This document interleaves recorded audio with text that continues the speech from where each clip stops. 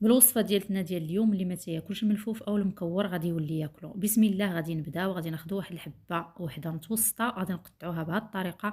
غنديروها في طنجره فيها ماء مغلي بدون اضافه ملح، لاننا غادي نضيفوا مكونات اخرى فيها الملح. غادي نصفيوها، غادي نخليوها جانبا حتى تسقطر مزيان من الماء. غادي ناخذ واحد الصحن ديال الفرن، غادي ندهنوه بشويه ديال الزيت، غادي نستفوا فيه واحد الطبقه من الملفوف. غادي نضيفوا الديك الرومي المدخن اولا الكاشير، غادي نضيفوا مكعبات ديال الموتزاريلا وفرماج محكوك اولا مقطع كذلك مكعبات. غادي نديرو عاوتاني طبقه واحده اخرى من الملفوف وطبقه من الديك الرومي ومكعبات الموتزاريلا، وغادي نكملوا بهذه الطريقه حتى نساليو الكميه كامله اللي عندنا ديال الملفوف. غنكملوا، ومن بعد في الطبقه الاخيره غادي نديروا الموتزاريلا الفرماج، وغادي نضيفوا كذلك الخبز المحمص وزيت العود، وغادي نشعلوا الفران وغادي نديروه تقريبا لمده 30 دقيقه. غادي يتحمر وغادي يولي بهذا الشكل هذا، وقدموه ان شاء الله بالصحه والعافيه.